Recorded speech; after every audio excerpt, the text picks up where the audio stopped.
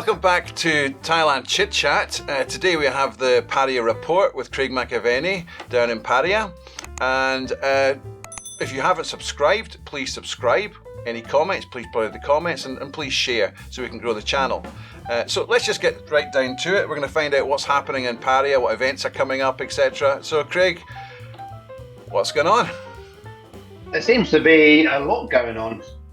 Certainly there has been in the last few weeks, or the month of June seems to be the busiest month that I can remember when it comes to these festivals. We had at the beginning of the month, we had the holiday for the, forgive me if I pronounce this wrong, but the Vesak Buddha Day, which was a long weekend. And the number of visitors to Pattaya during that weekend was phenomenal.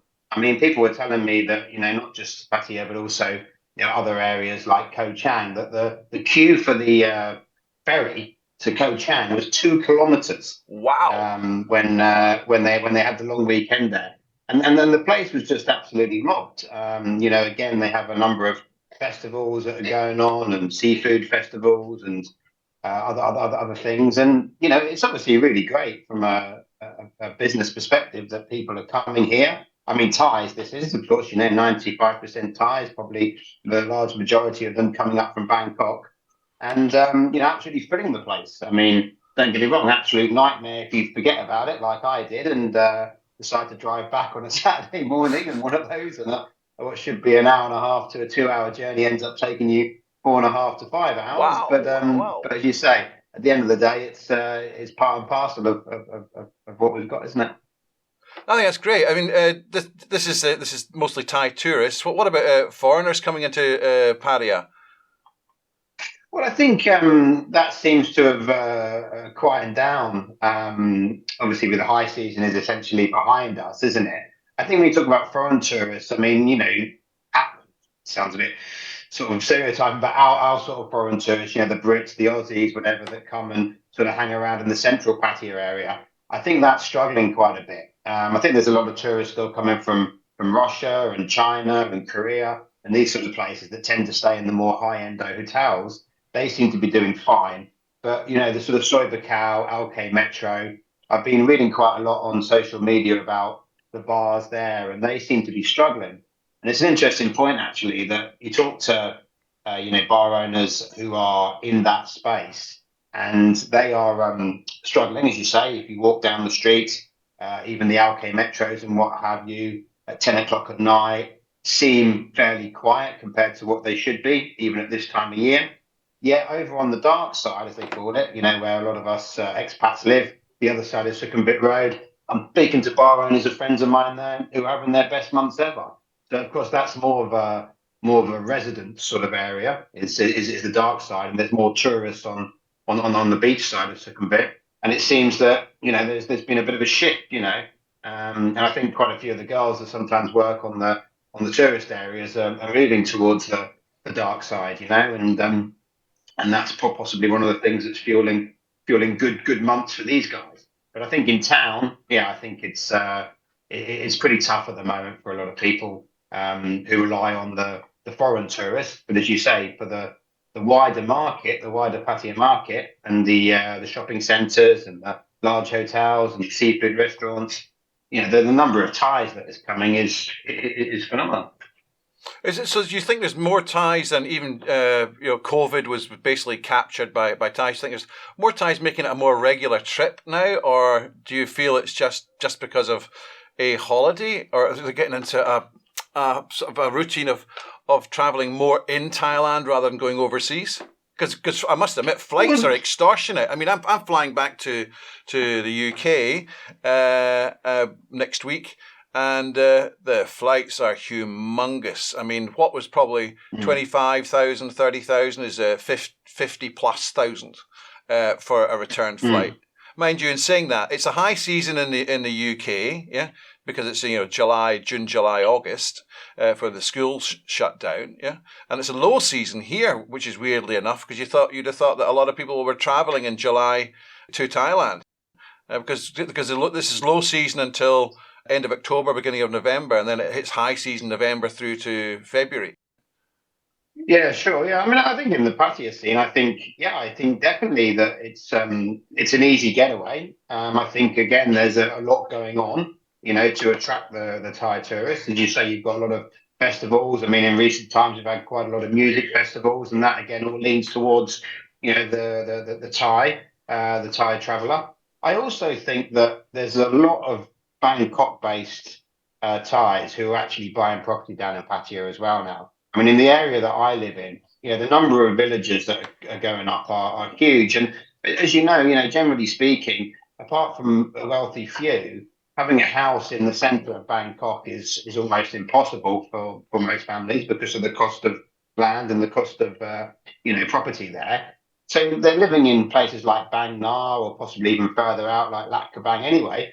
So I think they're thinking to themselves, well, for the sake of another hour in the car, even if it's once a week, I think you're finding families are moving down there. And even if they're working in central Bangkok and maybe renting a room Monday to Friday, and I think there's a market for that that's happening, which Mm. again is obviously good for Pattaya as a whole, both in terms of people moving there to have a base there, but also for spending. So I think a lot of that's happening. I am speculating there. I don't have any hard evidence on that, but I'm seeing the number of villages that are being built around the areas that I live in, and I've got to believe that a lot of the market is being driven by people from Bangkok. And there's a lot of guys I speak to now, guys who do executives in business and that sort of thing.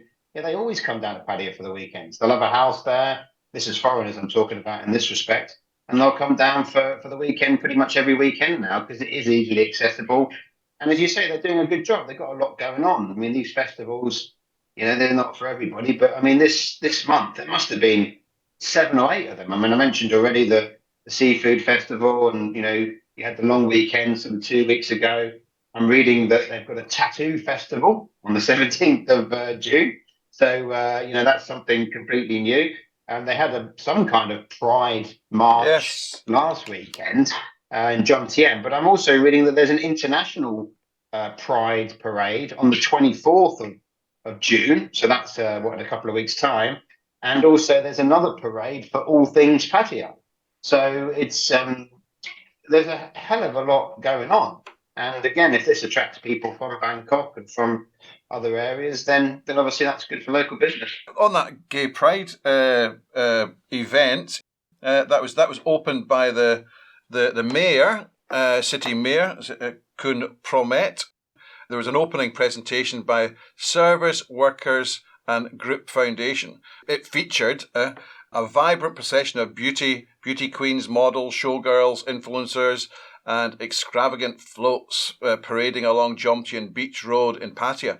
Jomtien Beach Road is not massive, yeah. It's quite small. So I'm not sure how the people lying on the beach at a peaceful time, getting all these multicolours coming along, going along the street. Yeah, Must have been a bit of a shock. And like I say, my understanding is that there's another one in Pattaya happening on the 24th of June. Yeah, this is all right. Okay, another one. Yeah. Which is an international, sort of gay pride setup. So yeah, there's definitely a lot going on. But what's great about this, they call the Pride Parade, is Thailand is very much accepting of an inclusive society. I think that's probably the most I've experienced, especially when I came from the UK. It was just everything was so accepting and together, and they don't really care which way you lean, etc. So I think it was great. Another thing I see that is they've got in Bang Sen, which is interesting because we've been doing some filming for a company called Fuel Treat. Yes, it's a plug.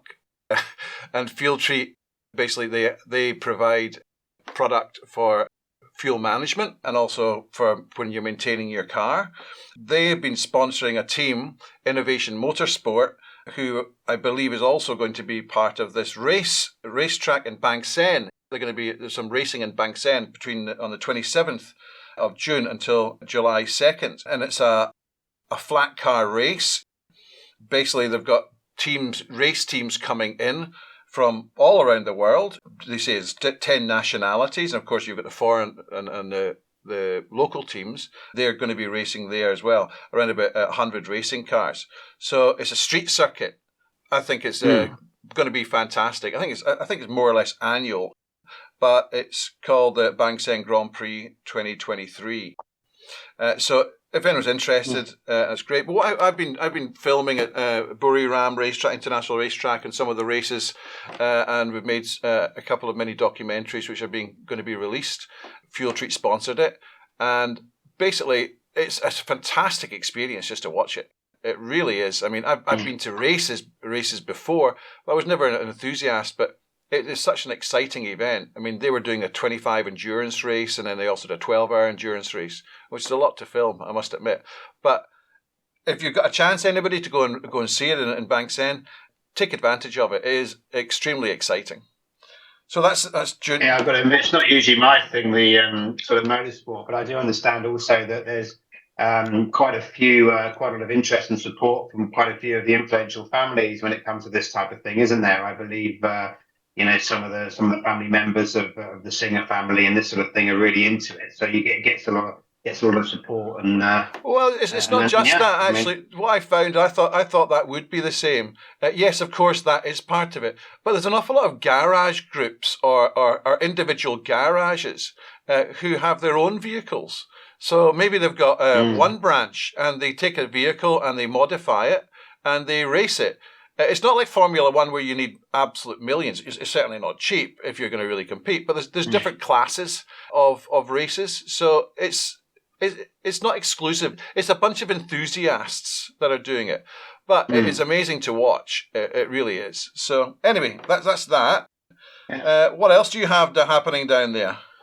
Well, I'd say June already mentioned there's quite a few festivals that have been and gone, and I also see that in the next month they've signed a deal for Fashion TV Model Awards, so that might be something which is definitely worth going to have a little look at. So again, yeah, I think all in all, it's just good to see. It's good to see. You mentioned the mayor before. It seems to me that the mayor that Pattaya has now is very proactive. He seems to be very involved in helping these events take place, and as long as they're attracting interest.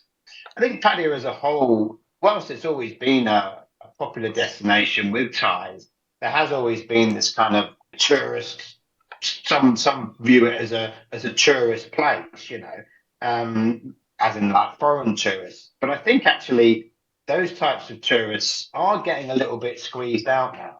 Right. They're no longer quite what they were. I mean, without wanting to generalize, I think we all know the type of people we're talking about. Perhaps sat in the bars often, looking for the cheap deals on things.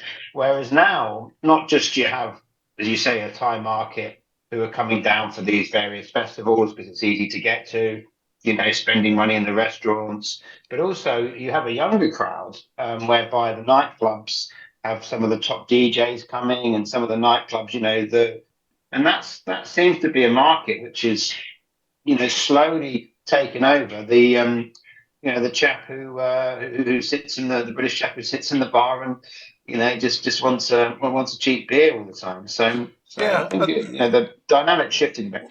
The sort of, what you're saying is that the image of the Sin City, is sort of dissipating slightly. But it's what they've been trying for, isn't it? I mean, since we started doing this show, whatever, sort of 2 or 3 years ago now, it's certainly something they've been working towards, and I think it is happening. I mean, of course, the bar scene is still an integral part of Pattaya, and then nobody would ever want it to be any different. And there are still lots and lots of places to go and have fun. Of course, there are, and if that's your thing. But at the same time, this is definitely not what defines Pattaya, and probably no longer, the lion's share of where the business is. The lion's share of where people are spending money is youngsters in nightclubs, and as you say, locals coming down for long weekends and this sort of thing, and the kind of the bar scene with the Farangs who come and spend their time in there is becoming a bit squeezed out. I mean, I think one of the reasons is because Pattaya can no longer, like everywhere in the world with inflation, Pattaya can no longer afford to be the really cheap destination that it once was. Another thing I saw was they've got a classic car rendezvous on July 1st. And it's called Classic Sunset Rendezvous, and it will be held on July 1st, 23rd. And it's on a scenic waterfront lawn of the prestigious Ocean Marina Jomtien. which is probably a suitable location. So that's something else that's coming.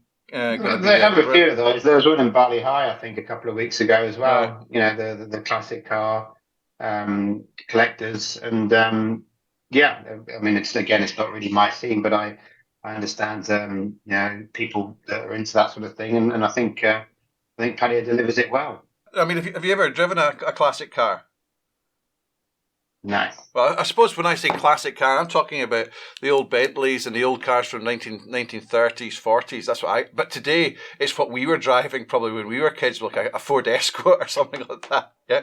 But when the old cars, you didn't drive them with they had a double D clutch.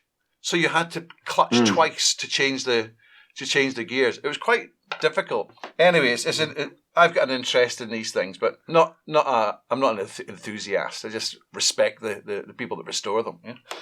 So what else? What else is happening down there?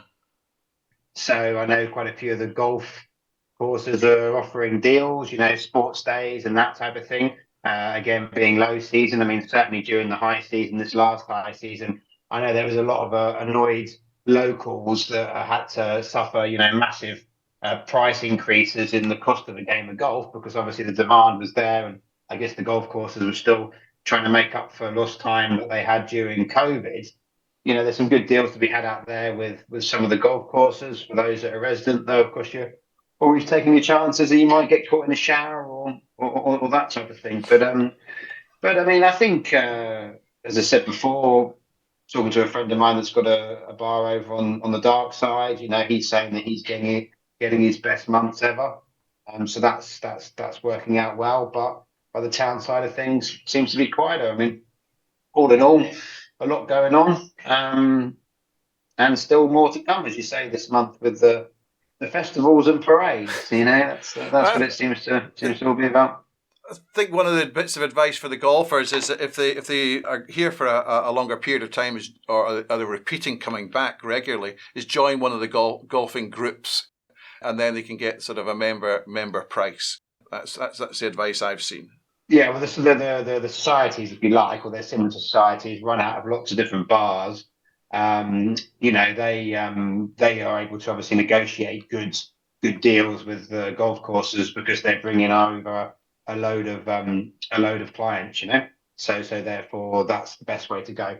And I'll give my mate's bar a plug whilst I'm here as well. If you are interested in playing golf, then the Billabong Golf and Country Resort up at Mapachan Lake. You know, they're running golf competitions every month at the moment, but all being well, as time gets going, it's going to be, you know, more regularly. And there's also a nice resort there and a nice bar. So okay. Listen, thanks very much. I think we've probably given enough information for people to soak up. Yeah.